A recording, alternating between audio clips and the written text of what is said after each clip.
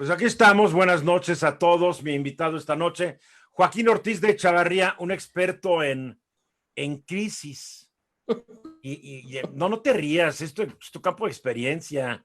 Pues Y mucha gente sabe estar preguntando de qué diablo se trata esto de la crisis.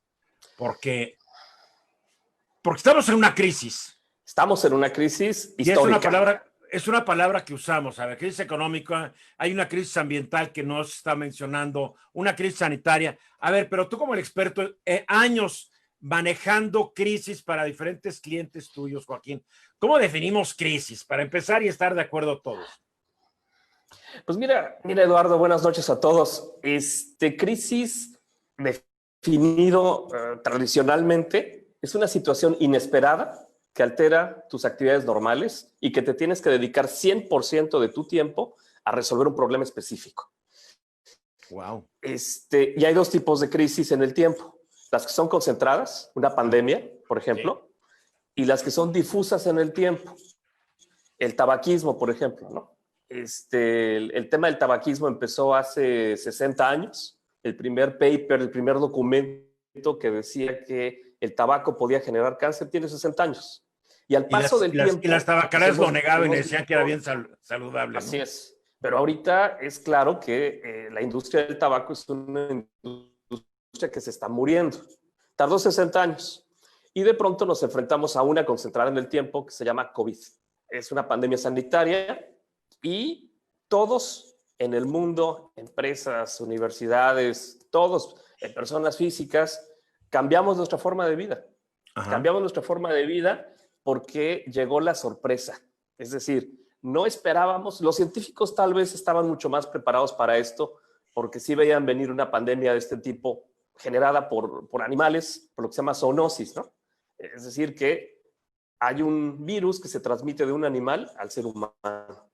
Pero todos nosotros, las personas normales, nos cayó esto de sorpresa. Sí. Y no solamente de sorpresa. Al día de hoy, y lo comentábamos en el programa hace un rato, hay falta de información. Una enorme falta de información que estamos aprendiendo todos los días. Entonces, tienes una crisis concentrada en el tiempo, falta de información, y la tercera característica de este tipo de crisis es una escalación muy rápida de cosas. Van sucediendo cosas muy rápido, muy rápido, muy rápido. Además, con un virus del cual, por más que lo estudian, todos los días se dan cuenta que no lo conocen, que tiene una maña nueva, y uno diría, ¿cómo es posible que un ser no vivo, tan elemental, con un DNA que ahí está, es capaz de que no lo puedan encajonar? Y fíjate, es impresionante. En la historia de la humanidad, en la historia de las pandemias, pues podemos sumar 1,000 millones de personas que han muerto producto de pandemias, pestes, virus, dengues, pestes negras, etcétera. Y virus como los H1N1. Entonces, de pronto nos enfrentamos a esto, no lo teníamos en el radar y todos a sus casas. Entonces, este factor sorpresa es muy interesante porque nos obliga a cambiar radicalmente la forma en cómo vivimos, nos obliga a adaptarnos y nos obliga a convivir con la crisis. Y fíjate que estaba leyendo un artículo muy interesante. Nos obliga a decirle adiós a nuestro viejo estilo de vida. Y decirle adiós a algo al cual estabas apegado es doloroso. Y este artículo, lo cual lo voy a publicar en el ruizgillytimes.com, habla de que todos estamos en un proceso de duelo. Es como, se murió un estilo de vida y quienes no lo aceptan son los que dicen, la pandemia se va a ir solita, pues yo salgo a la calle y me la rifo, pero yo extraño a mis amigos, extraño darle un abrazo a mis hijos, extrañamos muchas cosas. Tú y yo no nos hemos visto personalmente desde marzo. Exactamente. Y somos amigos y nos íbamos a cenar y la pasamos muy bien y no lo podemos hacer. Y sí causa un dolor, pero hay que aceptar, claro, número uno, que esta crisis te va a causar un dolor, pero parte del manejo de tu crisis personal es aceptarlo y adaptarte. Y creo que eso te es mucho de lo que tú haces para organizaciones. Y además con otra cosa que es impresionante. La comunicación global, las redes sociales y la información, todos los días nos están diciendo cuántos muertos, cuántos casos nuevos, cuántas personas afectadas en tiempo real. Esto no ¿Y cuántos sucedió en la medicamentos pandemia que de dizque sirven? 1919. ¿Y cuántos medicamentos que dizque sirven? Que está todo el mundo recetando, hasta doctores que no saben, recetando esto y esto y aquello. Y cuando tú lo checas y lo investigas, pues no está probado, no sirve de gran cosa. Es parte de la crisis también, ¿no? Y además la crisis emocional, psicológica del confinamiento y de la angustia de ver a través de la televisión y de todas nuestras pantallas que todos los días, en lugar de disminuir el número de casos, sube y sube y sube. Tú imagínate en 1919, cuando terminó la primera ola de la gripe española, mal llamada española porque nació en Estados Unidos, que de pronto en la primera ola murieron 2, 3 millones. En la segunda ola murieron 50 millones. Entonces tú imagínate que en esa época habría habido redes sociales y que tu muertómetro en las redes sociales de esa época te hubiera dado por millones diarios. Si no de ver que ya llevamos hasta hoy 556,585, me da miedo. Y pensar que en México hasta hoy, en lo que son muertos, ya estamos en el quinto lugar con 32,796. Y que hoy, pues hoy no nos fue tan bien, porque hay días que estamos en el primer lugar en número de muertos. Hoy, en tercer lugar, después de Brasil y Estados Unidos, con 782 muertos. Y todavía nos dicen que no hay crisis. La angustia que esto nos genera, de estar en la casa, estar todos los días viendo que evoluciona el coronavirus, genera un reto enorme en donde también se tiene que activar la economía. Se tiene que reactivar de una forma escalonada y con planes y con programas. Pero desafortunadamente las pandemias nos han enseñado que no tienen ni tiempos políticos, económicos, comerciales. Otra vez. Tiempo de la crisis. Te congelaste otra vez. No tienen frontera estas pandemias. Exactamente. Y no solamente no tienen frontera, no tienen temporalidad. Es decir, estamos al arranque del coronavirus, falta de información, escalación de eventos, sorpresa, y entonces queremos soluciones de corto plazo. Es mi letrero, no te fijes. Sí. Es que todavía no aprendo a ponerle letreros a esta cosa. Tecnología de punta. Esta es tecnología del tercer mundo. Pero funciona, la gente puede ver el número del WhatsApp. Recuerden, no acepto memes, no acepto videos, no acepto nada. Pura mensaje que tenga que ver con el tema de esta noche. Y ¿qué sucede? Soluciones de corto plazo. En la Ciudad de México ya se están abriendo los centros comerciales. En otras ciudades del mundo ya se está queriendo regresar a esta supuesta nueva normalidad. Está muy de moda el término. Y hay rebrotes. Y hay rebrotes porque la gente nos seguimos contagiando. Nos seguimos contagiando y desafortunadamente no estamos respetando el uso de cubrebocas, guantes, distanciamiento social y lo más importante de todo, tenemos que ser conscientes, todos, como especie, que esto va a durar mucho tiempo. ¿Cuánto? No sabemos. No sabemos. Cuando te fuiste, yo decía de que mucha gente sale porque quiere provocar, o sea, no por provocar, tal vez quiere provocar a sí misma. El confinamiento es muy doloroso. Sí. Para los que podemos estar confinados y no lo hacemos, es una reacción. Yo no me voy a dejar y me voy a la calle y me la rifo. Muchos son así. Yo entiendo que mucha gente tiene que salir, se tiene que ganar la vida. Es un país que ha sido mal gobernado desde tiempos inmemoriales y la cantidad de pobres, la cantidad que vive de un día al otro es terriblemente alta y la gente tiene que salir. Yo no los culpo. Lo que sí digo es, pónganse un cubrebocas, pero ahora lo que nos platicaba hoy mi hermana Joe, de que ya se demostró que el virus se queda flotando en el aire. Ahora, híjole. Desafortunadamente el factor incertidumbre en el que estamos, la desesperación y la angustia, también tienen que tener un manejo emocional muy particular, porque no solamente es la parte técnica, el doctor Gatell que sale todos los días a dar su conferencia de prensa. Doctor, para mí es el charlatán Gatell. El boss cero Gatell, ¿sí? Boss cero. Qué tipo, qué funesto. Y lo que nos estamos enfrentando ahorita es algo que ya se nos había olvidado. es cómo podemos de manera conjunta, como sociedad, combatir un enemigo que no vemos, que no hay una cura pronta, no va a haber una vacuna que salga dentro de 2 meses, y aunque la hubiera, cuando se comercialice y llegue a todos los países afectados, puede tardar años. Es años. como ¿cómo se llama? Remdesivir. Este Exactamente. antiviral que los médicos del seguro y de las Secretarías de Salud están recetando. Tome esto. A ver, consíguele, número 1. 2, tener el dinero para pagarlo porque cada dosis son unos 5,000 pesos. 3, no lo hay porque la fábrica que manufactura este antiviral hace un mes nomás tenía 100,000 dosis para el mundo. Entonces, después de esto, entramos en una etapa de pánico. Es decir, es normal tener miedo en una crisis. Es normal tener miedo a lo desconocido.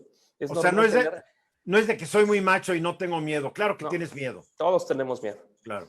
Y más cuando has visto imágenes desgarradoras de los enfermos, de los hospitales, de los tratamientos, de los procedimientos clínicos. Y simplemente 2 periodistas de la cadena CNN que ya tuvieron coronavirus, Chris Cuomo, uno de ellos,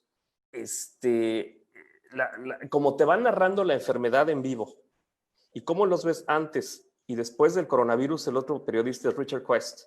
Pero lo de Richard Quest es dramático.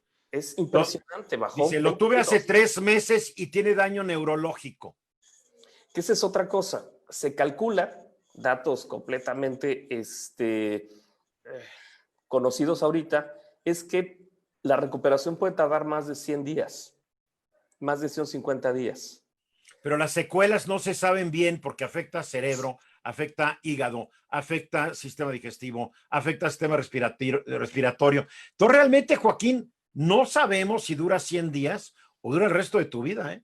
Yo, las personas que conozco directamente a un paso, que han tenido coronavirus o que tienen coronavirus, el primer síntoma que me transmiten, que me confían, es un cansancio y una fatiga brutal. ¿Sabías que una diarrea incontenible ya se determinó que puede ser un síntoma de COVID? Claro. Yo no lo sabía, pero el otro día una persona que trabaja aquí con nosotros se enfermó. Pues le hablamos al médico, esta persona. ¿Sabes lo primero que dijo? Vayan a hacerle un examen del COVID. ¿Por qué? Porque ya se demostró que una diarrea incontrolable puede ser COVID. Afortunadamente, te quiero decir que pasamos una noche en una psicosis horrible. Pues sí. Afortunadamente se tomó 2 lomotiles y al día siguiente estaba como nueva. Entonces no hay problema. Pero qué susto, porque sí tenemos miedo. Y miedo, y además el no saber cuándo va a acabar. Si nos vamos a la pandemia de 1919, estás hablando de que el grueso de la afectación duró 4 años. 1917, 18, 19, 20, 21, con unos volúmenes de mortandad gigantescos. Ahora, pero aquí quiero aclarar una cosa. La pandemia de hace 100 años, curiosamente, ese coronavirus, el H1N1, que es el que tú mencionaste, así es, mataba a los jóvenes, fundamentalmente. Sí. El virus que ahora tenemos, que es el SARS-CoV-2, mata a la gente mayor. O sea, funciona al revés el condenado virus.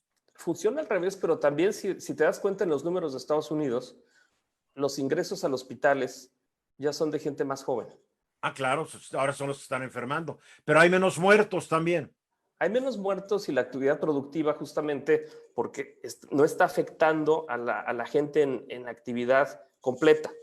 Está afectando a personas mayores, personas más vulnerables. Pero eso no cancela que la transmisibilidad de este virus es gigantesca. En las gripes, en las pestes medievales, de Italia a Inglaterra, sí, tardaban 2 años en llegar los virus porque se iban en carretas, se iban en caballo. Y el virus va donde va la persona. Y aquí estamos viendo que es en avión, es en trenes, es en automóviles, es en fronteras compartidas. Entonces, hoy no sabemos el nivel de transmisibilidad que ya existe en el mundo. Y la única forma, como en otras crisis, esto es normal en una crisis, cuando tú tienes un producto contaminado en el mercado, la única forma de saber el número de personas afectadas es por los ingresos a los hospitales.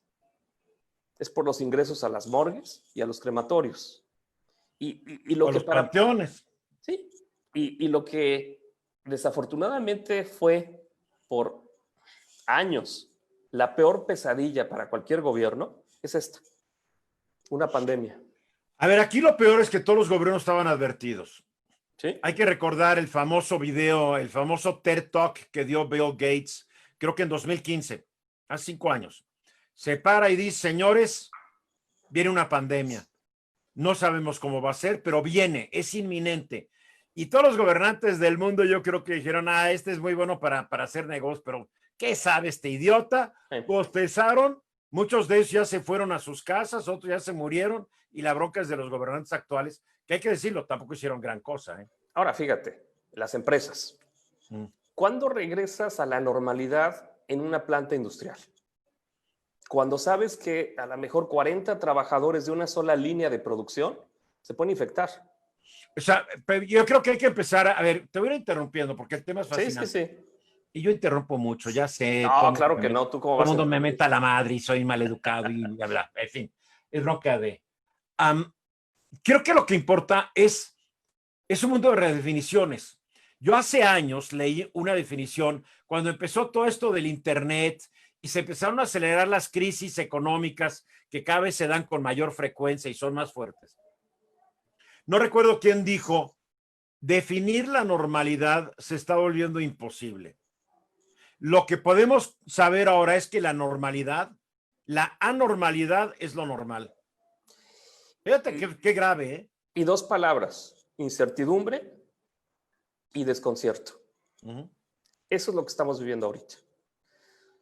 ¿Cómo te preparas para la incertidumbre y para el desconcierto? Día con día. Emocionalmente, día con día. Cuidándote a ti mismo, a las personas que están cerca de ti, porque afortunadamente tenemos estas plataformas que nos permiten comunicar, que ya aprendimos a trabajar, que te levantas más temprano, que te duermes más tarde. Sí. Pero el efecto psicológico, en términos de insomnio, en ansiedad, en miedo, está generando una subpandemia emocional en todos lados. Y cuando tú empiezas a conocer cada vez más personas cercanas a ti, a tu círculo cercano, que tienen COVID y que sabes que están enfermos y que sobrevivieron o que fallecieron, entonces ya no lo ves como algo de redes sociales, ya no lo ves como algo viral o digital, lo ves como una realidad que te puede pegar mañana, que te puede pegar hoy. En Estados Unidos anuncian ya muchos sitios en donde puedes buscar apoyo psicológico. Claro. Creo que en México por ahí hay unos, no los he visto, pero yo recomiendo que la gente busque apoyo psicológico o busque un apoyo en lo que si cree en Dios, un apoyo religioso, si cree en otra cosa, pero sí tienes que buscar apoyo si sientes que el problema te está empezando a liquidar, si sientes que la ola ya te va a cubrir, tienes que hablar el problema con alguien que te entienda y que pueda darte soporte emocional, porque tú dices, estamos sufriendo emocionalmente. Yo no, la verdad, yo soy medio concha, yo estoy feliz en este asunto, pero tú me conoces, yo siempre he trabajado en casa, mi casa además, es mi castillo, soy feliz. Además, tú vienes de familia de médicos. Sí. Tienes una preparación, tienes una hermana doctora, tienes un hermano doctor, tienes un hijo médico, entonces hay una preparación. Y dos cuñadas médicas también. Bueno, dos nueras médicas. Yo vengo de familia de médicos también, mi madre era doctora, mi padre era médico, y de alguna manera estás sensibilizado a la parte clínica y terapéutica. Pero no al encierro. Pero en México, desafortunadamente, el apoyo emocional, el apoyo psicológico y terapéutico para enfermedades de la mente, como puede ser la ansiedad, como puede ser la adicción, como puede ser todo este tipo de cosas. La depresión. Brincan en las crisis y en las pandemias y te llevan al extremo. Te llevan a un punto en donde necesitas buscar grupos de apoyo, necesitas platicar, necesitas comunicarte, necesitas sentirte tranquilo para poder llevar una vida, primero, disciplinada, ordenada. Sí. Y segundo, ¿para qué esta ola de información que nos llega por todos lados? Porque además, ¿cuántos internautas no conoces que empiezan a ser científicos de Google? No, ya estoy hasta la madre de todos los que creen saber o que Exacto. descubrieron un charlatán que los convenció y mañana, tarde y noche te mandan por WhatsApp. Es como todos los memes, antes eran los de Peña, ahora son los de López Obrador. Llega un momento, yo ya estoy harto, pero en fin, puede ser parte de mi neurosis del encierro, ¿no? Que ya Sí, me he vuelto muy intolerante a eso. pero esas personas que no tienen una plataforma pública para expresarlo, sino que se quedan en su casa y se empiezan a intoxicar con información, con fake news, con información no precisa y que no le entienden, empiezan, digo, el peor enemigo está en tu mente. Es que el peor enemigo es tu propia ignorancia. Exacto. O sea, cuando tú el problema del fake news es que te están diciendo algo que tú quieres escuchar. Entonces, Sí. AstraZeneca, que se me hace un laboratorio que está jugando con fuego. AstraZeneca sacando boletines de prensa, ya estamos por sacar nuestra vacuna, claro, para poder jugar con sus valores en las bolsas de valores y venga para acá la nana, ¿no? Mira, pero la gente lo ve y dice, es que ya está la vacuna a la vuelta de la esquina, lo dijo AstraZeneca, y digo, sí, pero ¿qué médicos lo han dicho? ¿Qué institución médica seria lo ha dicho? Ah, bueno, no, pero AstraZeneca es muy buena empresa. No, es Big Pharma, cuidado con esas empresas. ahora, hay dos palabras clave aquí: horror y terror. El horror es el miedo a lo conocido. Es decir, tú te puedes subir a un avión y tener horror de que se caiga, pero te Sí me subes pasó una época, yo en una vez que casi cae un avión que veía, me quedé como 2 años, cada vez que me subía yo temblaba. pero asumías el riesgo, te Claro, pues subías. tenía que viajar, claro. El terror es el miedo a lo desconocido. Es decir, una calle oscura, el aullido de un lobo. ¿Te imaginas un ser como el chupacabras? Yo no creo en chupacabras, pero Bueno, tú sí, estoy seguro. bueno, lo describieron en su época. No es ni grande ni chico, es muy feo y huele muy mal. Imagínate. Entonces, Yo he visto varios de esos en la Cámara de Diputados y de Senadores. Ah, no, pero pululan. De hecho, redefinen el término de terror. Entonces, tú imagínate cuando pasas del horror al terror y el terror se convierte, yo recuerdo de todos los videos que han circulado de coronavirus, uno muy interesante que sucedía en la Quinta Avenida en Nueva York, en donde usted saldría a caminar y ves cientos de miles de virus corriéndote por todos lados, en un punto en donde, pues no, claro que no. Entonces, estamos entrando a una etapa de terror. Exactamente. Tu audio, le quitaste el audio. Me están invadiendo, ve, apenas los mencionaste, llegaron. Ahí estás. Imagínate millones de estos rodeándote. Y además, con un microscopio atómico, así los puedes ver. Además, el bichito está horrible. No, yo no lo veo feo, se me hace muy simpático. Ponle ojitos y boca de Pac-Man y vas a ver que se le quita lo bueno, simpático. Pero, no tiene ojitos, no tiene boca, Entonces, cuando llegas al terror y estás fincado en el terror, tu mente empieza a somatizar el terror y dejas de ser. El miedo te detiene, el miedo te atora. Entonces, es muy importante que no solamente tengamos heroínas como las que salieron ayer o antier, Susana Distancia y no, es una payasada. Aurora. Ya no saben cómo convencerte de que sal y no te va a pasar nada. Por favor, es un absurdo, es un crimen lo que están haciendo. A un adulto, porque López-Gatell cree que todos somos estúpidos. Crea estas figuras porque cree que los adultos nos vamos a dejar influir por unos personajes ficticios. Tal vez está bien para un niño de hasta 8 años, ¿eh? Tal vez. Tal vez. Pero esta es una campaña tan idiota como las del INE. ¿Ya sabes? Recuerda, sí, claro. Acuérdate de Orson Welles.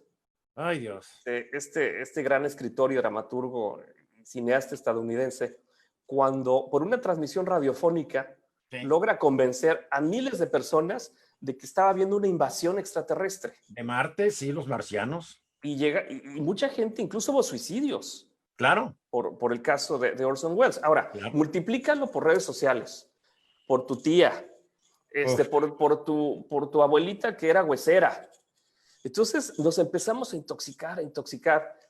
Entonces aparece entre el terror y el horror el pánico.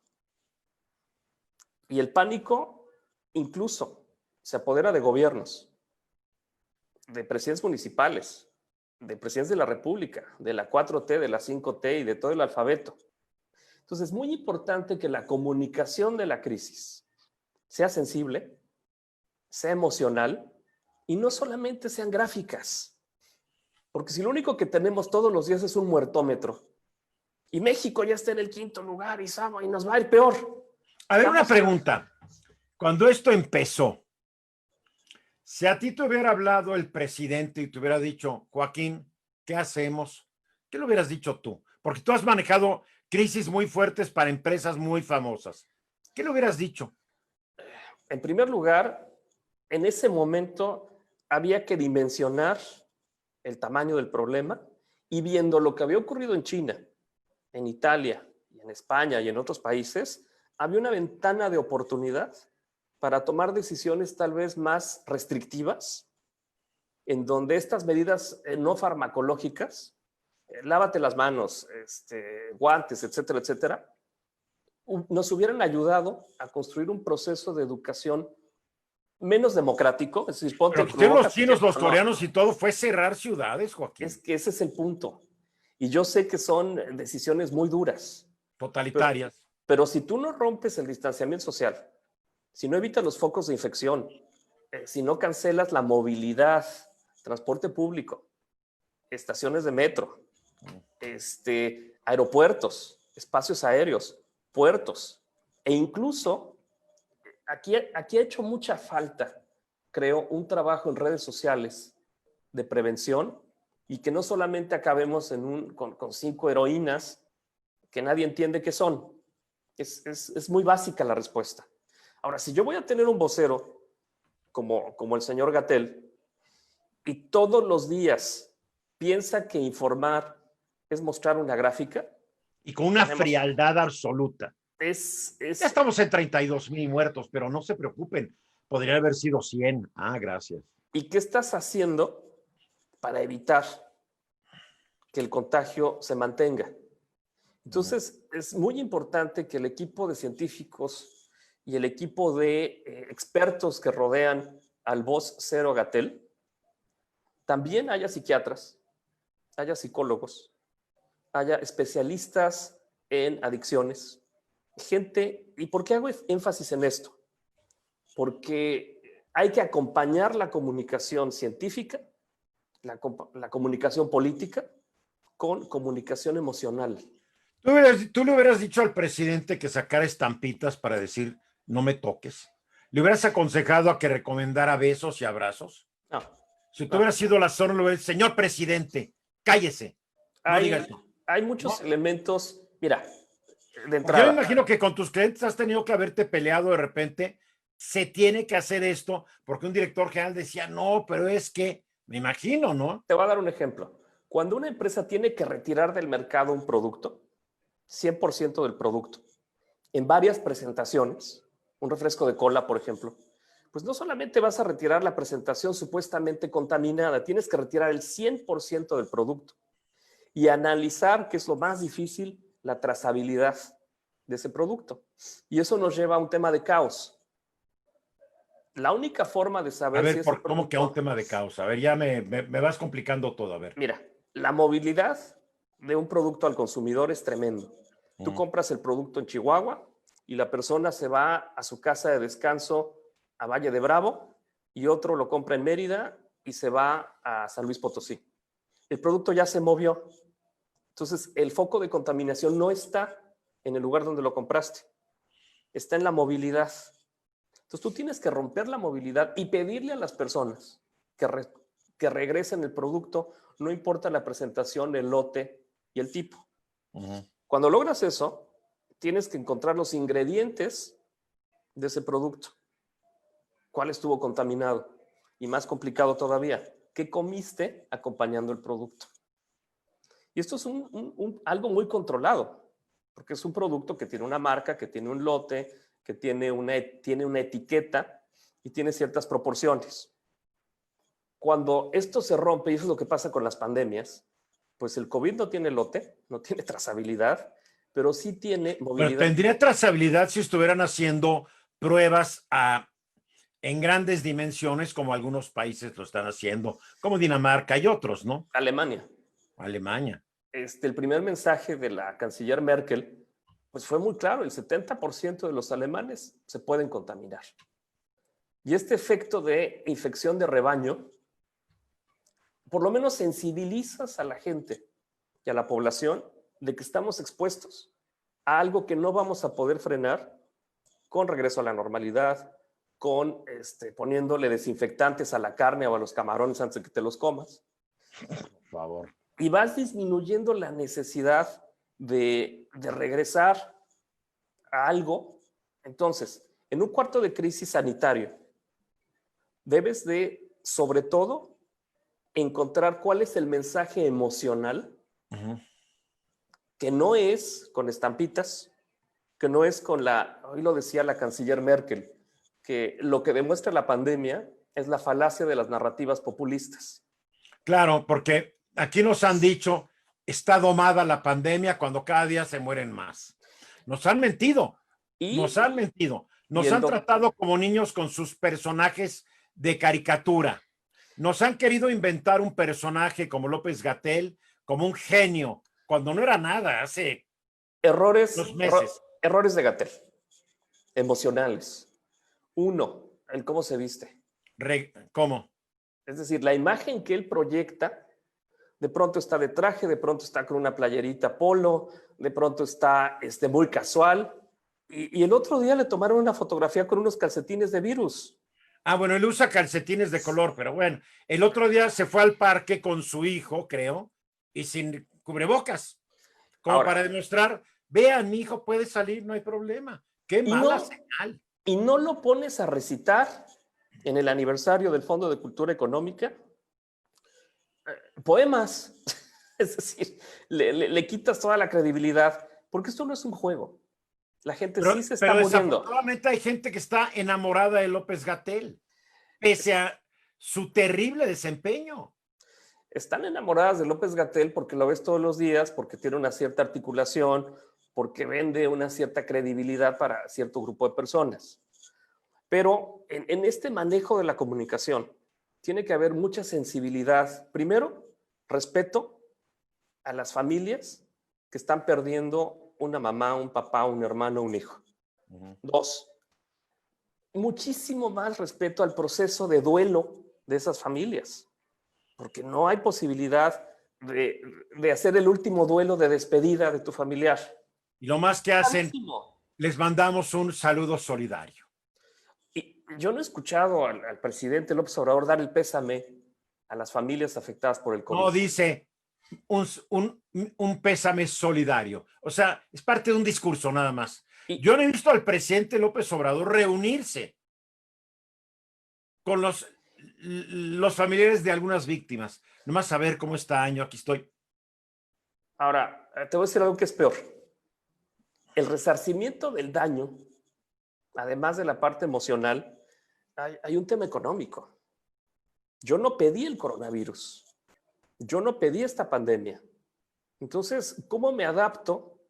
¿Cómo transformo mi vida a pesar del duelo de mi vida anterior, del duelo de mi familiar y además aceptar que esta montaña rusa no se ha acabado? Pero hay gente que no está en duelo, hay gente que, mira, ve las fotos, no solamente en México, en cualquier lado. Ahí se van al restaurante, se van a la fiesta, se van aquí, se van allá. Pero no solamente cuando se abrió. Yo conozco familias que con todo y que todo el mundo estaba quédate en casa, se iban a la casa del primo, a la casa del tío y hacían sus fiestorronones. Claro, después había alguien bastante enfermo o muerto, ¿no? Pero mucha gente no ha querido aceptar la gravedad de la situación. Porque estamos en negación. Estamos en negación del evento, estamos en negación de la magnitud y en mucho ha sido, en el caso mexicano, una negación fomentada por la propia autoridad. Es decir, esta democratización de las medidas no farmacológicas, en lo personal, yo he hecho 2 o 3 recorridos por el centro histórico para tomar fotografías de la ciudad en la pandemia. Mm. No ha habido un solo policía que me diga, señor, póngase su cubrebocas. Nadie para poner orden. En cambio, tú entras a un supermercado y tienes a la entrada del supermercado a alguien que por lo menos te pone gel, te toma la temperatura, aunque el termómetro esté mal calibrado, y te obligan a usar cubrebocas. A ver, tenemos muchas llamadas, déjame meter, porque si no el público se enoja de que por qué. No, que no se enojen, que se tranquilicen. Nos pides que te marquemos y... A ver, ahorita alguien me mandó un chorizo donde ejecutados, no nos trata de eso, por favor, adiós. Esto es peor que la violencia. Alguien me manda otra de la sesión pública de no sé qué. No me manden eso, no lo voy a leer, no me interesa. Manuel Mondragón, ¿no crees que el equipo de López Obrador puso a López-Gatell en ese puesto para que se desgaste su imagen y se cuide la del presidente? Capaz, ¿no? Capaz. Hay un rol del vocero, ciertamente, que es el del desgaste público, pero hay diferentes tipos de desgaste. Está un desgaste sano en el vocero de la emergencia, cuando el vocero tiene una función, pero hay un desgaste nocivo cuando el vocero lo que genera es pérdida de credibilidad en lo que está presentando. Entonces ya no le crees. Mira, yo tengo amigos científicos, gente muy renombrada, que me piden multiplicar por 40 veces los números de Gatell. Sí, es lo que están diciendo. Y los Estados Unidos tal vez por 10 o 20. Entonces, si tú sacas esta proporción en lo personal, ¿cuántas personas conoces con COVID? 5, 6, 7. Que para tu red de amigos, de familiares, son muchísimas. Porque representa un factor de multiplicación en donde tú y yo estamos a 3 pasos de un taxista en el Cairo. Si lo conectamos bien.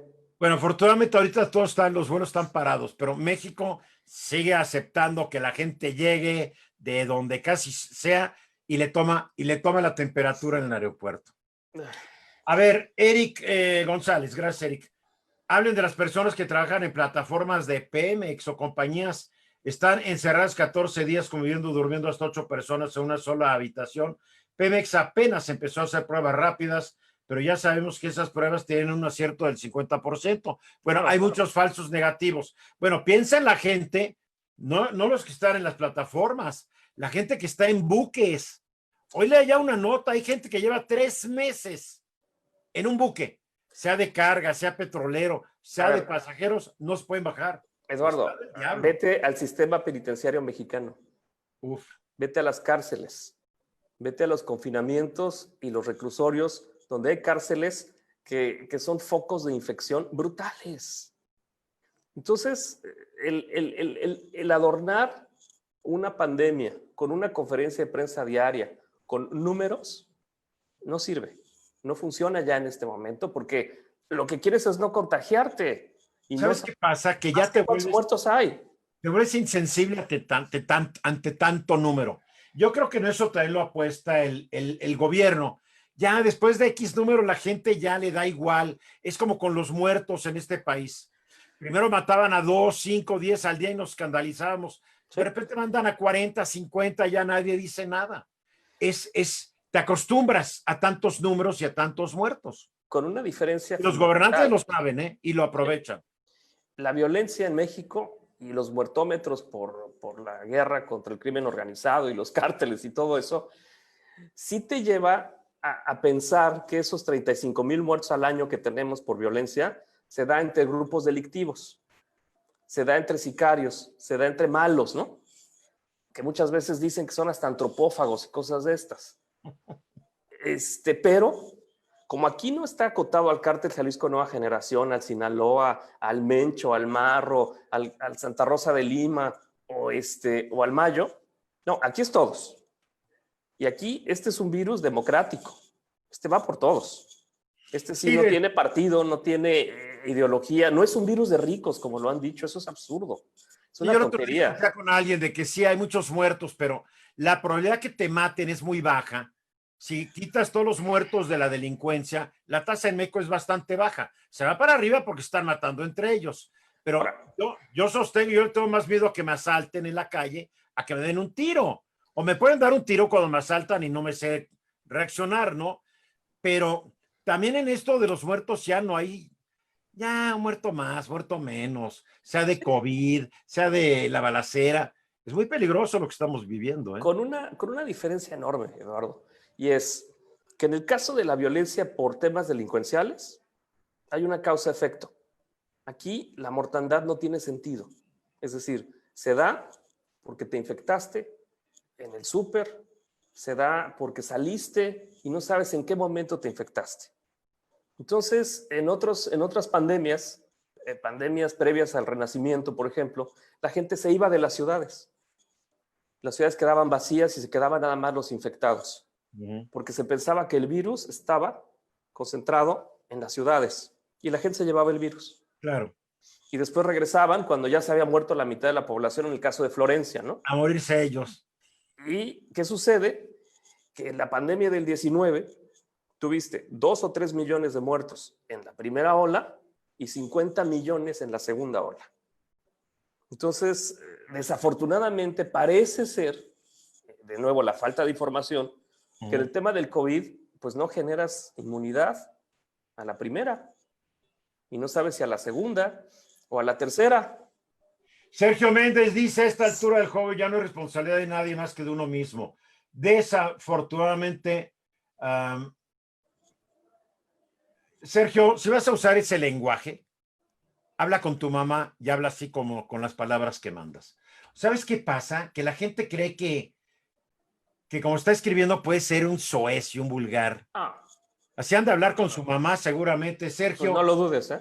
Sergio, ¿sabes qué? Aprende, ¿no? Y si no, pues te bloqueo y se acabó el asunto.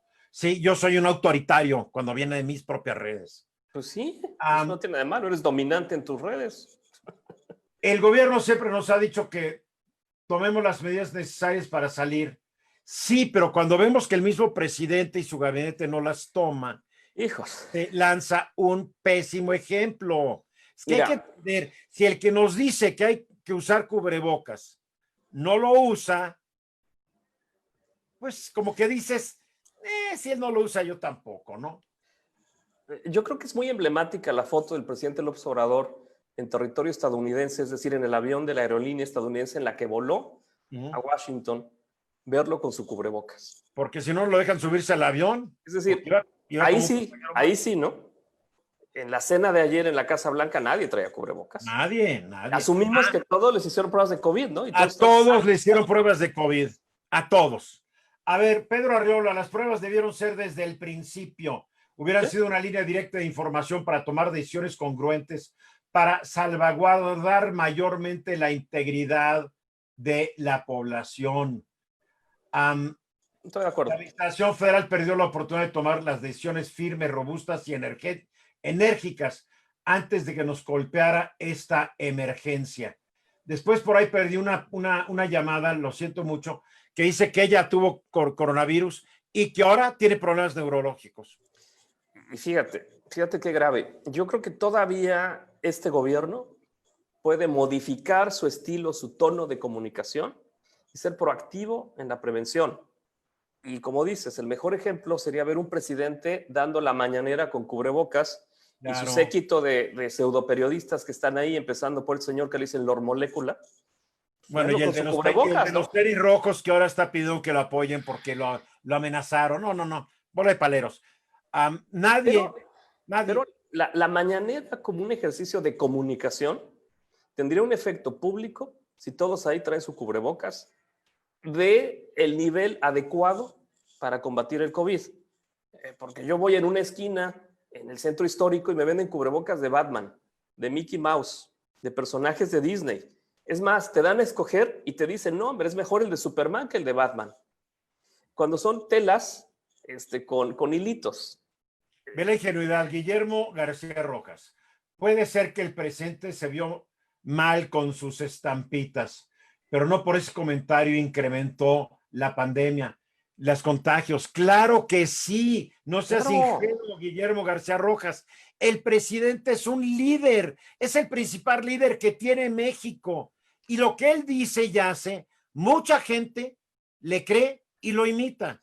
Mira, si el presidente dijo, vete Satanás, a mí no va a hacer nada, la gente dijo, si el presidente cree en eso, yo también. A mí no me pasa nada. Por favor, no hay que no hay que minimizar la importancia que tiene un presidente, y más este presidente de México, y la influencia que ejerce sobre millones.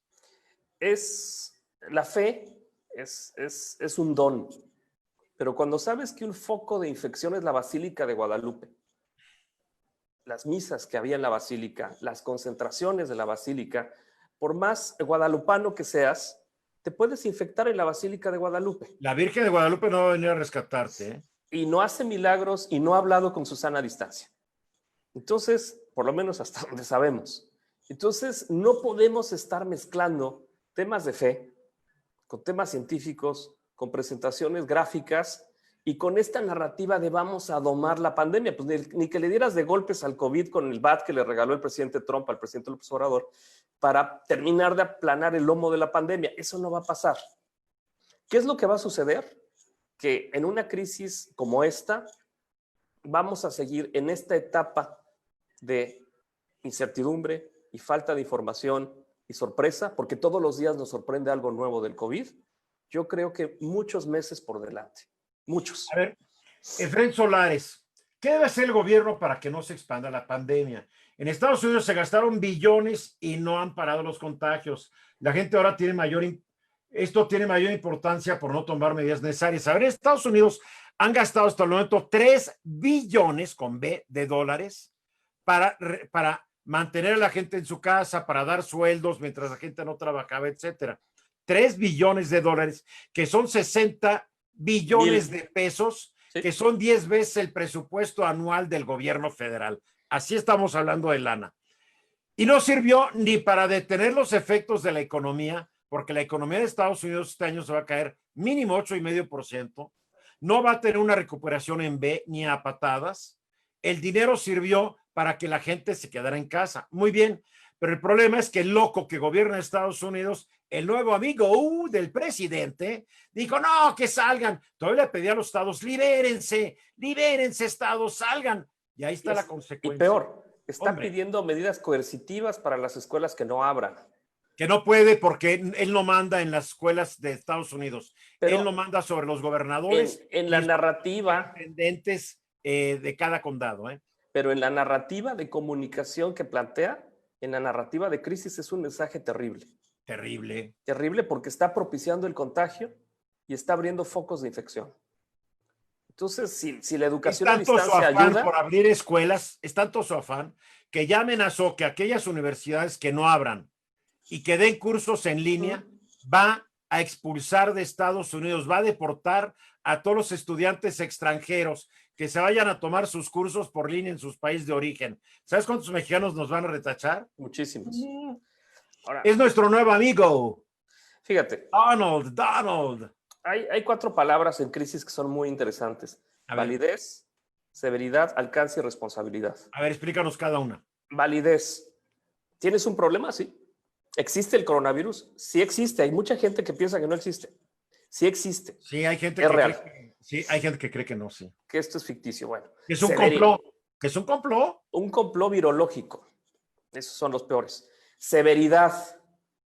Ya vimos que es un tema global. No es que nos cayó la maldición de la Malinche, no. Es un tema global y hay millones de personas que ya murieron. ¿Cuál es el alcance? No lo sabemos. Puede durar 6 meses, 2 años, 3 años. No sabemos el alcance. Y la responsabilidad recae en nosotros. En ser conscientes de que esto le queda grande a los gobiernos del mundo, le queda grande a las instituciones sanitarias y hospitalarias del mundo, le queda grande a las organizaciones humanitarias. Entonces tenemos que ir a lo individual y hacer un movimiento que nos permita de lo individual tomar conciencia para protegernos. Es decir, no hay otro camino ahorita, hasta que hubiera una vacuna, que eso se ve todavía muy lejos en el tiempo, para evitar lo que hemos visto estos últimos días en la República Mexicana, mercados, pulpos camioneros, estaciones de metro, centros comerciales, personas llorando porque pueden ir a comprar unos jeans, restaurantes con meseros que parecen astronautas. No necesitamos eso ahorita. No hay una urgencia ¿hay que reactivar la economía? Sí, pero si esto sigue creciendo, nos van a regresar otra vez a todos mandatoriamente de una forma No se van a atrever. realista. Desde ahorita te lo digo, no se van a atrever. Ya tienen la actitud de que se mueran más. Es la actitud. Yo estoy convencido. Y la de muchos gobiernos populistas, porque los peores, los 3 países que más muertos tienen son populistas: Estados Unidos, Brasil y México. Mira, imagínate. Fíjate lo grave de lo que estás diciendo. Lo estoy diciendo. Si vamos a permitir la mortandad hasta donde tope el virus, multipliquemos por 50 el factor de Gatel. 2, si vamos a esperar a que se asimile el virus en la población, ahí está 1919, millones de muertos. Millones. No, pero para que asimile, fíjate, mira, si hoy se han reportado hasta el momento, a ver, estoy buscando mi tablita, número de infectados en el mundo. Tengo que regresar. Se han infectado aproximadamente 7.800.000 personas. Es el 1%, creo, de la población. Sí, es correcto. ¿Ok? Somos 7,000 millones. Para llegar al famoso efecto rebaño, dicen que se tiene que infectar por lo menos el 60%. Es correcto. O sea que tiene que haber como 4,200 millones de infectados. De esos 4,200 millones, vamos a calcular que una tasa de fatalidad del 2%, no la del 12% de México, sí. 2%. Estás hablando de 8 millones de muertos, o de 80 millones de muertos. Y el problema de la vacuna que tanto hemos mencionado aquí, el mismo doctor Fauci, esta gran eminencia, ha dicho que la vacuna, si bien va a tener un 70% de efectividad, porque estas vacunas contra el coronavirus, igual que la vacuna contra la gripe estacional, te protegen contra ciertas cepas que creen que son las que más van a golpear. Sí. Pero como sucede cada año con la gripe, con la vacuna de la influenza, tienes un 60% de que no te dé y un 40% que si te dé. Fauci está diciendo que pues ojalá te vaya bien, que te toca el 70% de los que están considerados, porque si toca el 30% de los virus no considerados, elgo te absolvo. Imagínate. Si te vas a un escenario... No es para querer asustar a la gente, ¿eh?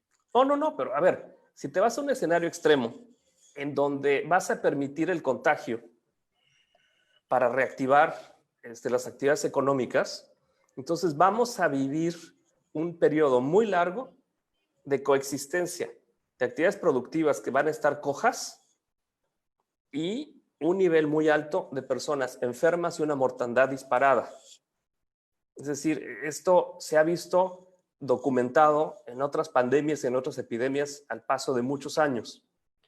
Entonces, no se trata de, aunque debería de tratarse, de poner medidas literalmente como han hecho otros países, cerrar ciudades enteras, romper completamente la movilidad, hacer pruebas, aislar las personas que puedan estar infectadas o que están infectadas y dar un tratamiento adecuado a las personas que están enfermas. Hay que meter dinero. Para eso hay que meter dinero.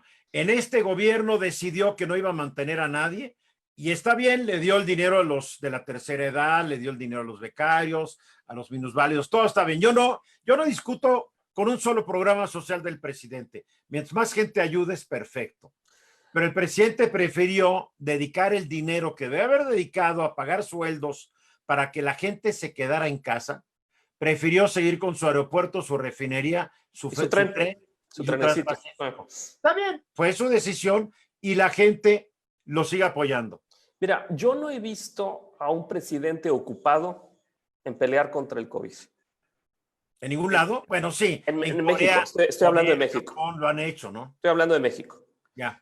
Yo he visto a un presidente preocupado por seguir promoviendo sus propios proyectos. Sí, claro. Por mantener su plataforma de comunicación, que es la mañanera, por este viaje a Washington, que para algunos fue extraordinario y para otros no aportó nada. Histórico. Es lo que puso Durazo. Épico. Sí.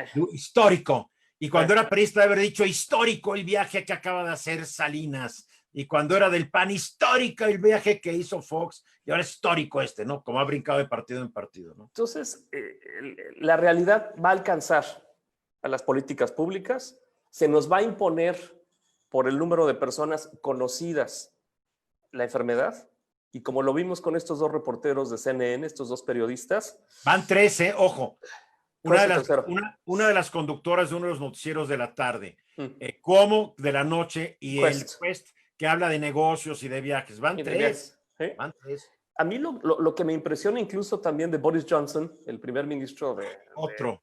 Es decir, cómo entran antes de COVID y cómo salen. Es decir, son dos personas completamente distintas.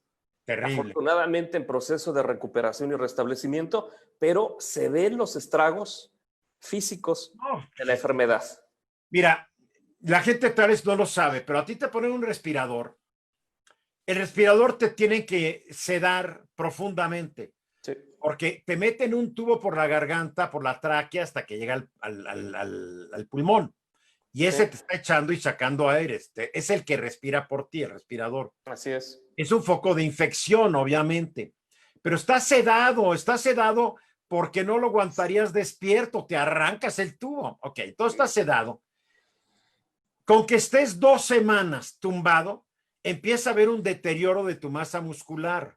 Y todo lo que conocemos, o sea, mira. Pierdes peso, pero del malo, pierdes músculo, Claro. pierdes tono muscular. A la gente se le cae el pelo. Y las escaras porque no te mueves.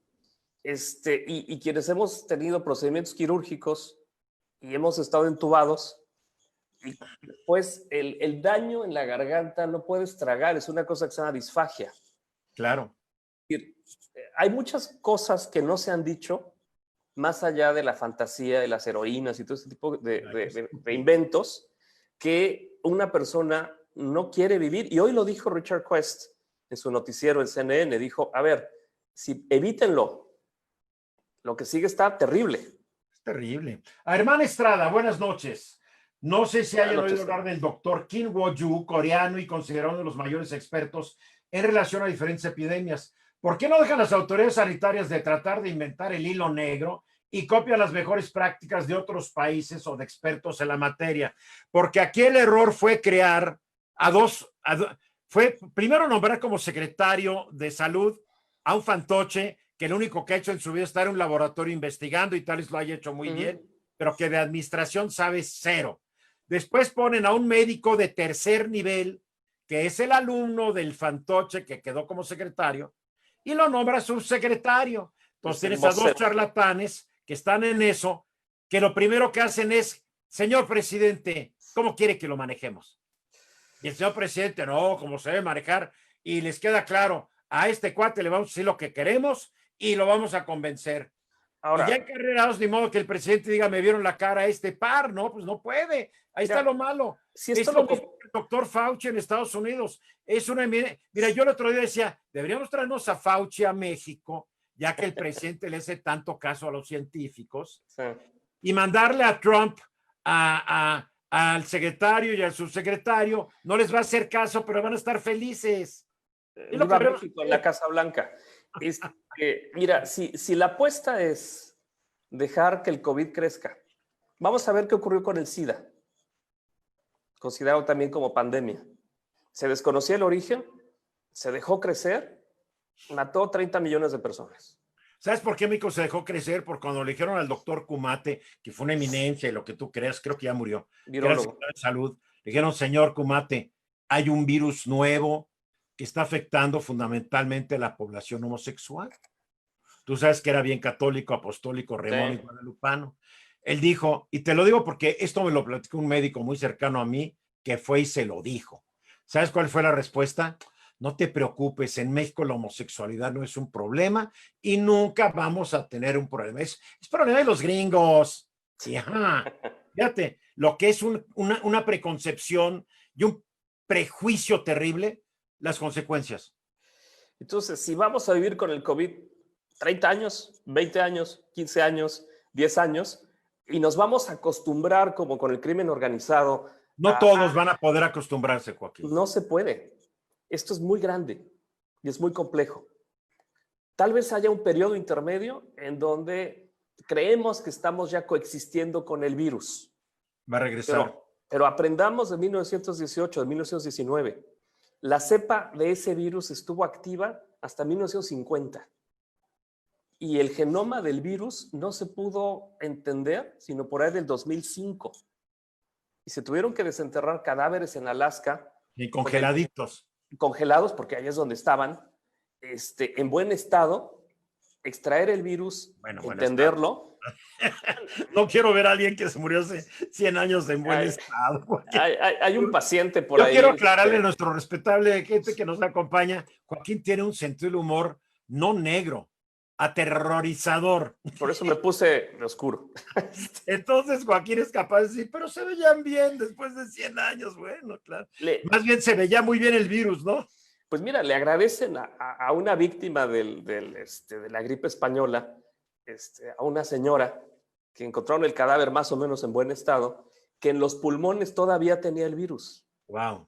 Y de ahí empezaron a entender por qué atacaba gente productiva, por qué atacaba gente joven, por qué tuvo un rebote tan grande y por qué después empezó a atacar niños. Porque también hay un subfenómeno de la gripe española en donde murieron muchos niños.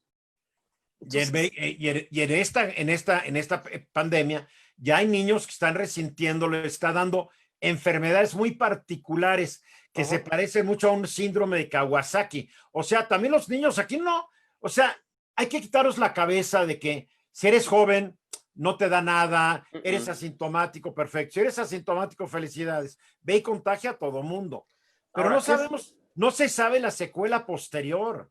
¿Y qué sucede? Que es tal vez un escenario muy grave con las mutaciones posteriores del COVID. Es decir, hoy estamos enfrentando un tipo específico, pero mañana o el año que entra o el que sigue pueden venir otros. Es decir, esto no termina con esta cepa. Esto puede seguir y mantenerse, y nosotros, más allá de entrar en terror, en pánico, en horror, en intoxicarnos con información información incorrecta, tenemos que entrar, sobre todo, y esto lo quiero enfatizar, primero, a poder manejar nuestras emociones, a poder manejar nuestros estados de ánimo, a poder no transmitir miedo. Y en este manejo del estado de ánimo, no paralizarnos. Es decir, sí, las medidas no farmacológicas sí funcionan. El distanciamiento sí funciona. El lavarte las manos, el cubrebocas, todo este tipo de cosas. Entonces, es un reto enorme. Hay que crear conciencia. Hay que ser sensibles. Quien sea religioso puede suscribirse a la fe que profese, pero además, pues hay que ayudar con otro tipo de acciones. Tú ya lo dijiste muy bien, te tienes que cuidar tú. ¿Sí? Y al cuidarte tú, vas a cuidar a todos los que te rodean y hasta los que no te rodean si te da por salir o porque tienes que salir. Con la mala noticia que ahora ya vimos de que aparentemente el virus se mantiene flotando en el aire un buen rato. Sí. Esta es una crisis. José Ramón Camiño dice de Austin, acá en Texas ayer tuvimos otra vez más de 10,000 nuevos casos confirmados. Las terapias intensivas están al 100% y las unidades de cuidados intermedios también al 100%. Ya van a habilitar los centros de convenciones como hospitales de convalecencia aquí en Austin y en Houston. Y ahora van a incrementar la multa de $250 a $2,000 para aquellas personas que no porten cubrebocas en Austin. Así es que no se ve nada halagüeño el futuro inmediato gracias a nuestros ineptos políticos populistas. Sí, porque el gobernador de Texas es un populista y es un estúpido. El señor Abbott es un republicano, es un hombre que creo que anda en silla de ruedas. Es un vaquero, ¿no? No, creo que era hasta locutor, creo, algo así. Pero el problema es que es un estúpido que con tal de no pelearse con Trump dijo, se abre Texas. Y ahora ya tuvo que admitir, tal vez abrimos demasiado temprano, ¿no? Que se lo diga a los parientes de los que se murieron. Claro. Pero como generalmente estos políticos no tienen gran conciencia, es terrible. Estamos enfrentando una crisis de especie. Sí, claro. Es decir, estamos enfrentando una crisis global. Aunque demográficamente, en comparación con la población total del mundo, sea un porcentaje muy bajo, no cancela que los niveles de transmisibilidad son muy altos. No, y además será muy bajo, pero en México ya hay más muertos por la pandemia que por la delincuencia organizada. Claro. En marzo, abril, mayo, junio y lo que va de julio, hay más muertos en 4 meses y una semana que en todo un año de balazos. Y va a superar por mucho el tema de desaparecidos y muertos por temas delictivos. Joaquín, dale algunos consejos antes de irnos, ya llevamos 1 hora y cuarto. Vamos a darle unos consejos, porque antier hablé con Kenia López Rabadán y ya sabes, no paramos, fueron 2 horas, pero yo acabé molido. Sí. Mira, ella no, porque ella tiene mucha pila. Pero déjanos algo en la mente que nos ayude en esta crisis. Has dicho muchas cosas esta noche. Resumen, ¿cómo debemos quedarnos después de que se acabe este diálogo? de largo plazo. Vienen muchos meses por delante, muchos, con COVID. 2, hay que tomarlo en serio. No es una fantasía, no es una ficción. Es algo que llegó y tal vez para quedarse. 3, cuídate. Cuídate emocionalmente, espiritualmente y físicamente. Eso es la base para que puedas pasar la incertidumbre y el desconcierto. Y finalmente, toda actividad, aunque sea digital, que puedas compartir con tu familia, con tus seres queridos, con tus amigos, y que tengas un contacto que te ecualice, que te aterrice, que te calme. Úsalo. En grupo que en aislamiento, sin duda. Muy bien, Joaquín, ¿quieres dar alguna dirección de Twitter o alguna dirección de página donde la gente te pueda hablar, seguir o comunicar? De Twitter es JOE Crisis. Joe Crisis. Joe Crisis. Joe Crisis. Ese es y la página es www.manejodecrisis.com.mx. Muy bien. Estamos. Pues, yo creo que nos has dado muy buenos consejos, has hecho un análisis de una situación, te lo aprecio mucho, sabes que te quiero mucho. Somos igualmente, Eduardo. Hace muchos años, eres colaborador del programa, todos los jueves estás ahí conmigo, aunque hoy se te fue la onda, te lo tengo que decir. Estamos regresando y Joaquín, sí, vi. Joaquín se fue no sé por dónde. Por agua, agüita. Por agua, no, creo que se fue a un pozo por el agua, porque no regresaba yo. Joaquín, tenemos que ir al aire, Joaquín. Es que me di cuenta, Eduardo, que combinar el H, el 2 y el O es bien complicado. Sí, no, me salía H3O, H4O, H2O y ya regresé. Muy bien, Joaquín, gracias mil. Gracias, Eduardo, qué gusto. Mañana que era el diálogo, voy a tener a Guillermo Hernández Salgado también. Excelente. Porque Guillermo tiene mucha idea de lo que son las apps, tiene mucha idea de lo que son estas formas de comunicarnos. Entonces mañana Guillermo nos va a decir, a ver, esta pandemia, ¿cómo podemos usar las apps? ¿Cómo podemos usar estas aplicaciones, estos métodos para tratar de vivir? Yo nunca digo la nueva normalidad, la nueva realidad mientras dure.